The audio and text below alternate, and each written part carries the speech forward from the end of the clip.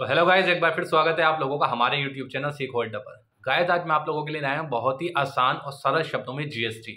आखिर ये जीएसटी है क्या, गुड्स एंड सर्विस टैक्स क्या होता है, और साथ ही साथ जानेंगे कि गुड्स क्या होता है, सर्विसेज क्या होती हैं और इन पर लगने वाला टैक्स कौन सा है।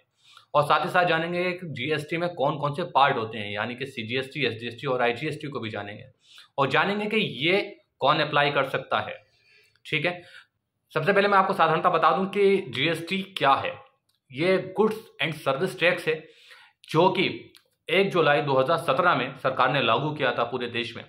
इससे पहले और अलग अलग टैक्सेस होते थे, वो जानकारी आगे देते हैं। लेकिन ये गुड्स और सर्विस को और साधारणतः जान लेते हैं कि ये माल और सेवा पर लगने वाला कर है, यानी कि टैक्स है। जो भी हम खरीदते हैं उस पर लगाया जाने वाला ये टैक्स है। इससे पहले बहुत सारे टैक्स होते थे, एक्साइज ड्यूटी होती थी, VAT, entry tax, service tax और बहुत सारे टैक्सेस होते थे। तो उसको खत्म करके सरकार ने क्या किया, जीएसटी को अप्लाई किया। और जीएसटी को जो लगाया गया है वो माल यानी कि गुड्स और सर्विसेज पर लगाया जाता है। तो बात करते हैं गुड्स के बारे में। गुड्स क्या है? गुड्स जो है कि माल और कर अधिनियम के तहत इसको किस तरह से डिफाइन किया गया है। माल और कर अधिनियम की सेक्शन 2 सब सेक्शन 52 के तहत इन्होंने कहा है कि वे संपत्ति जो एक जगह से दूसरी जगह ट्रांसफर की जा सकती है, यानी कि मूवेबल संपत्ति, मूवेबल एसेट्स, वो गुड्स हैं। अब वो गुड्स कौन सी हैं, साधारण तरह से समझ लेते हैं कि आपके पर्सनल लाइफ में अगर यदि आप कुछ भी खरीदते हैं, कुछ भी खरीद रहे हैं पर्सनल यूज के लिए या फिर आप अपने बिजनेस के लिए, तो वे सारी चीजें क्या हैं, गुड्स कहलाएंगी। एक जगह से दूसरी जगह ट्रांसफर हो जाने वाली चीजें सारी की सारी गुड्स हैं, जिसको हम कह सकते हैं कि आपने अपने पर्सनल यूज के लिए लिया या फिर बिजनेस के लिए लिया, वो गुड्स कहलाएंगे। अब आप उसे इस्तेमाल कर रहे हैं या फिर खरीद कर दूसरी जगह बेच रहे हैं, वे भी आपका गुड्स ही है। ठीक है, तो अब इसमें ऐसा क्या है कि जो गुड्स नहीं कहलाएगा? सीधी सी बात है, वे गुड्स नहीं कहलाएगा जो मूवेबल नहीं है, यानी कि अचल संपत्तियां हैं। वो क्या होती हैं? वो रहेंगी आपकी लैंड, यानी कि कोई भी जमीन, आपका घर या फिर कोई भी बिल्डिंग, वे हैं अचल संपत्तियां। ये गुड्स नहीं कहलाएंगी, यहां पर इसको गुड्स की कैटेगरी में नहीं रखा गया है। ठीक है, ये क्लियर हो गया। और ठीक है, तो आपको समझ में आ गया होगा गुड्स क्या होता है। ठीक है, अभी चलते हैं कि सर्विसेज क्या हैं। सर्विसेज में आपको बता दूं कि वैसे आपने अक्सर सुना होगा कि यार आज बाइक की सर्विस करानी है और आज मैं कार की सर्विस करा कर आया हूं। हाँ, बिल्कुल ठीक कहा, यही सारी सर्विसेज होती हैं। लेकिन सिर्फ यही सर्विसेज नहीं होती हैं कि बाइक की और कार की सर्विसेज हैं, और भी बहुत सारी सर्विसेज होती हैं। चलिए मान लेते हैं सर्विसेज को और अच्छे से जान लेते हैं। मान लीजिए आपको जाना है किसी टूर पर दूर, तो आप क्या करेंगे? आप उसके लिए कैब हायर करेंगे। बहुत सारी ट्रांसपोर्टेशन की कैब्स हैं जो भी आपको एक जगह से दूसरी जगह ले जाती हैं। ठीक है, आपने वो कैब हायर की है, खरीदी नहीं है, हायर की है एक जगह से दूसरी जगह जाने के लिए। तो वहां पर आप जो पैसे देंगे उस पर हो सकता है वो आप पर जीएसटी चार्ज करें, यानी कि वो सर्विस हो गई। तो सर्विस की बात हो रही है, फिलहाल जीएसटी अभी हम दूर रख रहे हैं। तो वो क्या हुई, सर्विस, एक जगह से दूसरी जगह ट्रांसफर करने के लिए उसने आपको सर्विस दी है, वो हुई सर्विस। अब रास्ते में आपको लगती है भूख, आपने सोचा लाओ रेस्टोरेंट पर कुछ खा लेते हैं, तो रेस्टोरेंट पर रुके, वहां पर जो आपने खाना खाया, अब आप कहेंगे वहां तो मैं गुड्स ले रहा हूं। हाँ जी हाँ, गुड्स ही ले रहे हैं, लेकिन वहां आप बैठे हैं और वहां पर वेटर्स आए हैं, उन्होंने आपको सर्विस प्रोवाइड की है, वो है सर्विस। तो वहां पर सर्विस अलग हुई।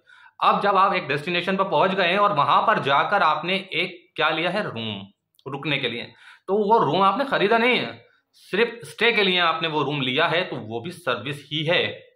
तो ये भी सारी सर्विसेज हैं। साथ ही साथ सर्विसेज हो सकती हैं कोई भी ट्विटर जो आपको ट्यूशन दे रहा है, या फिर कोई भी ऐसा व्यक्ति जो आपको बिना कुछ बेचे आपकी किसी तरह से हेल्प कर रहा है। तो सर्विसेज क्या है इसका भी मैं बता दूं कि माल और कर अधिनियम के कौन सी सेक्शन में इसको डिफाइन किया गया है। सेक्शन 2 सब सेक्शन 102 में सर्विसेज को कहा गया है। ठीक है, लेकिन इसमें ध्यान रहे कि पैसा सर्विसेज नहीं है। इसी तरह से गुड्स में भी आप सोचेंगे कि गुड्स को आप यानी कि जो भी पैसा होता है उसे आप खरीद तो सकते नहीं है ना, तो वो गुड्स की कैटेगरी में नहीं है। लेकिन संपत्ति है, एक तरह से इधर से उधर मूवेबल संपत्ति है, लेकिन उसे गुड्स में कैटेगराइज नहीं किया गया है। इसी तरह से सिक्योरिटीज भी होती हैं, जो एफडी वगैरह होती हैं, वो भी ना ही गुड्स हैं और ना ही सर्विसेज हैं। इस चीज का ध्यान रहे। ठीक है, तो सर्विस और गुड्स को हमने बहुत ही अच्छे से जान लिया है कि सर्विसेज कौन सी हैं। और भी बहुत सारी सर्विसेज हैं, जैसे प्लम्बर है, आपके यहाँ आया, उसने कुछ काम किया, वो भी सर्विस दे रहा है। और क्लीनर है, उसने भी आपका आके काम किया है, कुछ ना कुछ क्लीनिंग की है या कुछ भी किया है, वो भी सर्विस है।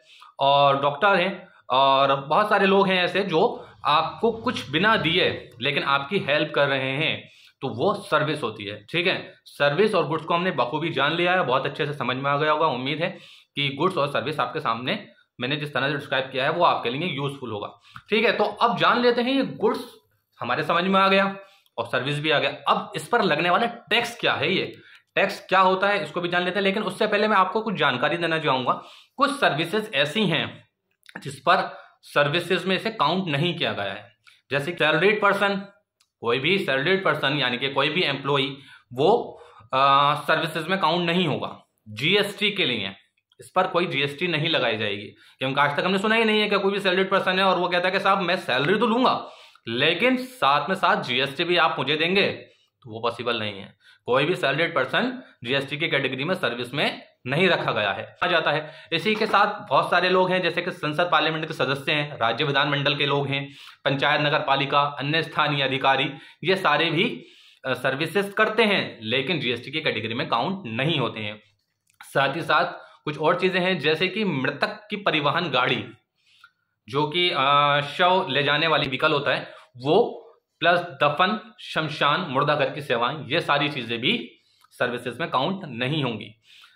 मैंने जैसे बताया जमीन और भवन और कोई भी बिल्डिंग, वो भी सर्विसेज में काउंट नहीं कराए जाएंगे। कार्रवाई करने के दावे, लॉटरी, सट्टे और जुए को छोड़कर, ये सारी चीजें जीएसटी की कैटेगरी में सर्विस को नहीं रखा गया। ठीक है, अभी बढ़ते हैं आगे, हम टैक्स को कवर कर लेते हैं कि टैक्स क्या है और ये आखिर टैक्स है कौन सा। वैसे तो आपने सुना होंगे टैक्सेस बहुत सारे होते हैं। एक टैक्स होता है income tax, water tax, house tax, toll tax, लेकिन जीएसटी के अंदर जो टैक्स है वो टैक्स कौन सा है भाई, उस टैक्स को भी तो जानना जरूरी है ना हमें। तो मैं बता दूं कि जीएसटी से पहले जो टैक्स लगता था वो लग्जरी टैक्स होता था, एंटरटेनमेंट टैक्स होता था, एक्साइज होती थी, सीएसटी, वेट, अक्राई, लोकल, एंट्री टैक्स, ये बहुत सारे टैक्सेस होते थे जो कि हमारे जीएसटी से पहले थे। जीएसटी से पहले कौन कौन से टैक्सेस लगाए जाते थे और किस तरह से लगते थे, तो इसको भी जान लेते हैं कि ये टैक्स वाकई में था क्या। जीएसटी से पहले कैसे लोग टैक्स जमा करते थे और कौन कौन से टैक्सेस जमा होते थे। तो क्या होता था कि किसी भी चीज़ के मैन्युफैक्चर होने से लेकर कस्टमर तक जाते जाते कितने सारे टैक्सेस से किसी भी गुड्स को गुजरना होता था या सर्विस को गुजरना होता था। तो क्या होता था, सबसे पहले अगर कोई भी उत्पाद बना यानी कि कुछ भी हुआ तो उस पर एक्साइज ड्यूटी लग रही है फैक्ट्री में। उसके बाद अगर कोई सामान अतिरिक्त शुल्क का है तो एडिशनल एक्साइज ड्यूटी लग रही है। उसके बाद क्या होता था कि एक राज्य से दूसरे राज्य में जाने पर अगर कोई भी एंट्री होती थी तो उस पर एंट्री टैक्स लग रहा है। अब सामान को बेचा जा रहा है तो उस पर सेल टैक्स लग रहा है, यानी कि वेट चुकाना पड़ता था। कभी कभी परचेस पर भी देना पड़ता था, परचेस टैक्स दिया जा रहा है।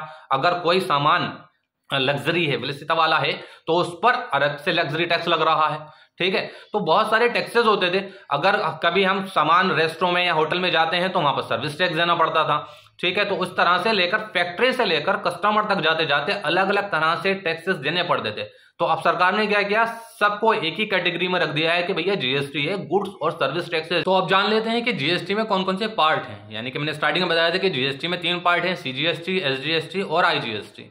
ये क्या चीजें हैं इसको भी जान लेते हैं। सीजीएसटी क्या है, सेंट्रल टैक्स होता है, ये सेंट्रल गवर्नमेंट के पास जाता है। एसजीएसटी क्या है, ये स्टेट गवर्नमेंट के पास जाता है। और आईजीएसटी क्या है, ये इंटीग्रेटेड टैक्स कहलाता है, ये भी सेंट्रल गवर्नमेंट ही कलेक्ट करती है। अच्छा, क्या है कि सीजीएसटी, एसजीएसटी और आईजीएसटी, अब ये तीनों चीजों को थोड़ा सा और अच्छे से डिस्क्राइब कर लेते हैं कि क्या है सीजीएसटी, एसजीएसटी। सीजीएसटी का पूरा नाम होता है केंद्रीय वस्तु एवं सेवा कर, सेंट्रल गुड्स सर्विस टैक्स। ये केंद्र सरकार द्वारा राज्य के अंदर वस्तुएं सेवाओं की आपूर्ति पर लगाया जाता है। यानी कि कुछ भी हम सामान बेचें तो उस पर लगने वाला टैक्स या भी कुछ सर्विस देते हैं तो उस पर लगने वाला टैक्स वो कौन कलेक्ट करता है, सेंट्रल करेगी, यानी कि केंद्र सरकार उसे कलेक्ट करेगी। इसको इंट्रा स्टेट भी कहते हैं, राज्य आंतरिक कर। ठीक है, उसे कौन कलेक्ट करता है, केंद्र सरकार।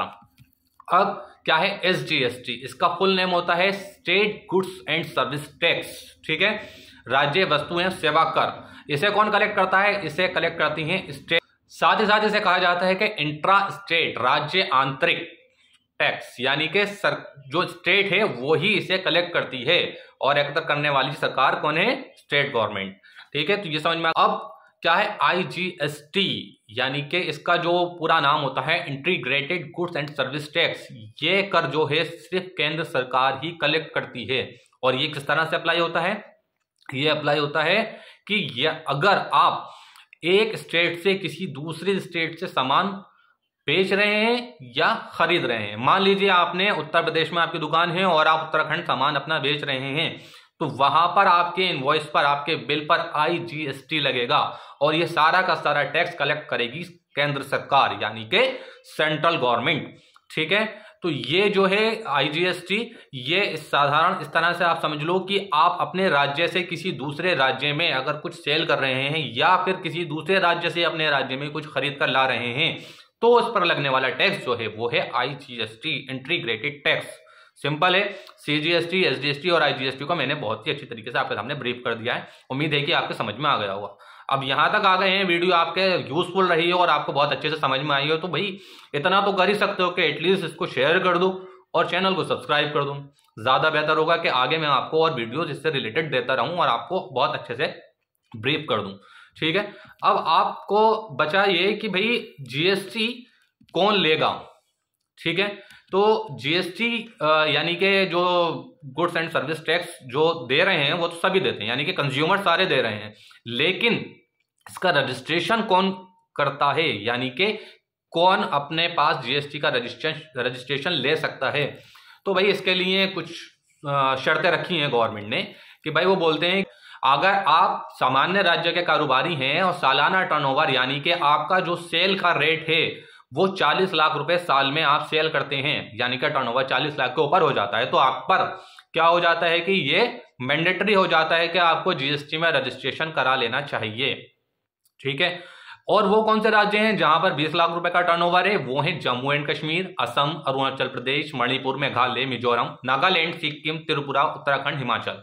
जितने भी पहाड़ी इलाके हैं ज्यादातर, उन सब में क्या कहा है कि भाई आपका अगर टर्नओवर 20 लाख रुपए है तो आपको क्या करना है? GST में रजिस्ट्रेशन ले लेना है। ठीक है, इसी के साथ साथ और कौन लोग होंगे जो कि GST में रजिस्ट्रेशन जिन्हें कराना अनिवार्य है? अंतरराज्यीय कारोबारी, इंट्रा स्टेट सप्लायर्स, यानी कि एक जगह से दूसरी जगह जो लोग काम कर रहे हैं, जिनका बिजनेस ही दूसरी स्टेट्स में है, तो वो क्या करेंगे? पहले रजिस्ट्रेशन लेंगे, उसके बाद ही वो बिजनेस को स्टार्ट करेंगे। ठीक है, उनका टर्नओवर भले ही कुछ भी हो, उन्हें अपना रजिस्ट्रेशन कराना पड़ेगा। लेकिन कुछ कैजुअल कारोबारी होते हैं, जैसे कि हाट लगती हैं या फिर एक जगह से दूसरी जगह छोटे छोटे मेले लगते हैं, तो वहां पर वो क्या करते हैं कि उनके लिए एक अलग से सरकार ने कहा है कि भैया आप जो है 90 दिनों के लिए रजिस्ट्रेशन ले लें। क्योंकि भाई अब मान लीजिए मैं किसी एक जगह एग्जीबिशन में जाता हूं और वहां पर जाकर अपना एक स्टॉल लगा लेता हूं, वहां पर मेरा टर्नओवर ज्यादा हो जाता है, तो उस कंडीशन में मुझे 90 डेज के लिए एक GST का रजिस्ट्रेशन करवाना होगा। ठीक है, अब अगला क्या है? डिस्ट्रीब्यूटर्स, इनपुट सर्विस डिस्ट्रीब्यूटर्स जो होते हैं, मान लीजिए किसी चीज की फ्रेंचाइजी है और वो आपको डिस्ट्रीब्यूशनशिप देना चाहती है। मान लीजिए कि भाई कोका कोला है या फिर कोई भी ब्रांड है जो आपको अपने इलाके में डिस्ट्रीब्यूशनशिप ले रहे हैं, तो जो भी आपको डिस्ट्रीब्यूशनशिप देगा वो आपसे कहेगा भैया पहले लाओ GST नंबर, GST में रजिस्ट्रेशन है या नहीं। GST में रजिस्ट्रेशन यदि है तो भैया तभी हम आपको अपना डिस्ट्रीब्यूशनशिप देंगे, नहीं तो नहीं देंगे। सिंपल सा है। कुछ भी डिस्ट्रीब्यूशनशिप लेने के लिए आपको GST में रजिस्ट्रेशन होना अनिवार्य है। अब अगला क्या है? ई-कॉमर्स कंपनियां और सप्लायर्स। ये कौन लोग हैं? आपने नाम सुना ही होंगे, Flipkart, Amazon, Snapdeal, Myntra, India mart, Meesho, बहुत सारी हैं। अब तो ये क्या करते हैं? ये कहते हैं कि भैया अगर आपको हमारे प्लेटफॉर्म पर अपना कोई सामान बेचना है तो आपको क्या करना है? पहले लाना है GST का रजिस्ट्रेशन। GST नंबर है तो हमारे प्लेटफॉर्म पर आइए और अपना जो भी प्रोडक्ट है उससे सेल कीजिएगा। तो यहां पर भी आपको GST का रजिस्ट्रेशन होना जरूरी है, मैंडेटरी है। ठीक है, एग्रीगेट्स होते हैं, कुछ वेबसाइट्स या पोर्टल्स हैं जहां पर आप अपनी किसी भी चीज को कंपेयर कराते हैं, तो वहां पर भी आपको क्या करना होता है? GST का रजिस्ट्रेशन मैंडेटरी है। क्या है? जैसे कि पॉलिसी बाजार है, पैसा बाजार है, ओला है, उबेर है और बहुत सारी ऐसे प्लेटफॉर्म्स हैं जहां पर कंपनी एक दूसरे की प्रोडक्ट्स को कंपेयर कराकर आप सेल करती हैं। तो वहां पर भी अगर आप अपने आप को रजिस्ट्रेशन करा रहे हैं तो उसके लिए आपको जरूरी है GST का रजिस्ट्रेशन।